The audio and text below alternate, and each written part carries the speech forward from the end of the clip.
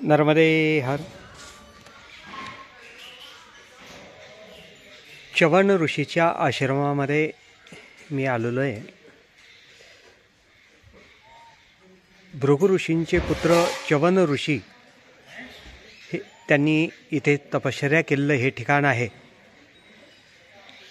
आणि इथेच ते तपश्चर्येला बसलेले असताना त्यांच्या अंगावर वारूळ पूर्ण झालं आणि शर्यती नावाचा राजा कमलनगरचा तो या ठिकाणी आपल्या राणीसोबत सगळ्यांसोबत इथे सुकन्या नावाच्या आपल्या कन्येसोबत सगळ्यांना घेऊन या वनामध्ये फिरण्यासाठी आलेला असताना वनामध्ये राजा वगैरे राणी वगैरे बाजूला राहिले आणि सुकन्या इकडे फिरत फिरत आलेली असताना याच ठिकाणी च्यवन ऋषी तपश्चर्या करत होते आणि त्यांच्या अंगावर वारूळ होतंच आणि ते डोळे फक्त डोळ्याचे 2 छिद्र तेवढे मोकळे होते आणि त्यातून प्रकाश बाहेर येत होता. सुकन्याला वाटलं हे काहीतरी चमत्कारिक वाटलं आणि तिने काय केलं, एक काडी घेऊन त्या दोन्ही त्या छिद्रांमध्ये घातलं तर ते दोन्हीही डोळे फुटले म्हणजे च्यवन ऋषींचे आणि खूप त्रास झाला त्यांना आणि क्रोधित झाले ते. तेव्हा शर्यती राजांनी च्यवन ऋषींची क्षमा मागून आपली ती सुकन्या नावाची कन्या च्यवन ऋषींना देण्याचं त्यांनी मान्य केलं, देण्याचं ठरवलं आणि प्रार्थना केली की माझी ही कन्या स्वीकारा तुम्ही. तेव्हा च्यवन ऋषींनी सुकन्येचा स्वीकार केला आणि सुकन्येसोबत च्यवन ऋषी इथे राहू लागले. देवांचे वैद्य असणारे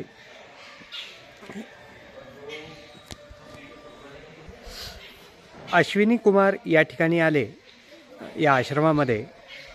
त्यांनी सुकन्येचं पातिव्रत्य आणि ऋषींची सेवा पाहून तिने केलेली सेवा पाहून प्रसन्न झाले आणि अश्विनी कुमारांनी एक मंत्र सुकन्येला दिला आणि ही गंगा ही ते प्रगट झालेली आहे. या कुंडातील पाणी जर डोळ्याला लावलं आणि तो मंत्र म्हणून जर डोळ्याला लावलं श्रद्धेने तर डोळ्याच्या सगळ्या व्याधी निघून जातात, दृष्टी प्राप्त होते असं सांगितलेलं आहे. तर ते तशा पद्धतीने सुकन्येने केलं आणि च्यवन ऋषींना ते डोळे जे गेलेले होते ते परत आले आणि अश्विनी कुमार प्रसन्न होऊन त्यांनी च्यवन ऋषींना खूप वरदान दिले आणि त्यांना तरुण केलं त्यांनी. आणि च्यवन ऋषींचं महात्म्य आपण ऐकतो की हे सगळं महाभारतामध्ये आलेलं आहे. हेच ते ठिकाण ज्या ठिकाणी च्यवन ऋषींनी तपश्चर्या केलेलं आहे याच ठिकाणी आश्रमात आलेलो आहे आणि खूप मोठं जंगल आहे. जंगलामध्ये हा आश्रम आहे. इथून मैया साधारण 2-3 किलोमीटर अंतरावर आहे. सगळं जंगल एरिया आहे, खूप मोठं जंगल आहे. माकडांचं प्रमाण खूप आहे इथं, माकड खूप आहेत. गोशाळा पण आहे, ती आपण पाहणार आहोत. या कुंडातील पाणी जर डोळ्याला लावलं तर आपली गेलेली दृष्टी प्राप्त होते मंत्र म्हणून. तो मंत्र आपण पाहूयात. हा तो मंत्र आहे.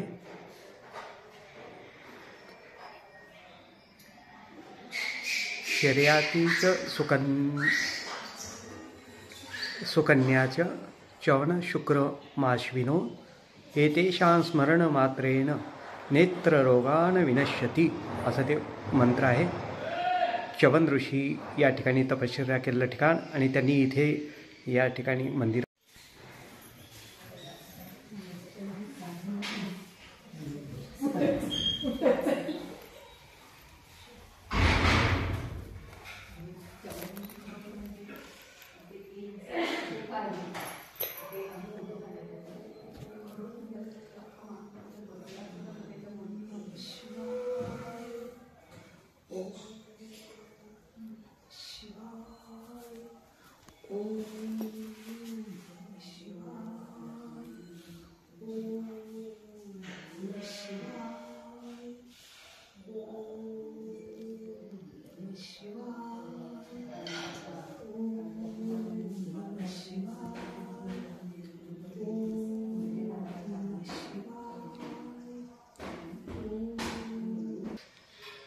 आपण गोशाळा पाहूया. खूप मोठी गोशाळा आहे. जवळपास 250-300 गायी इथे गोशाळेमध्ये आहेत. आपण पाहतोय.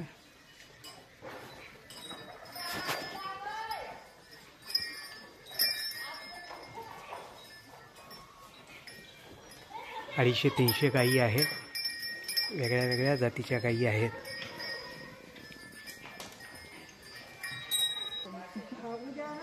हे ते कुंड.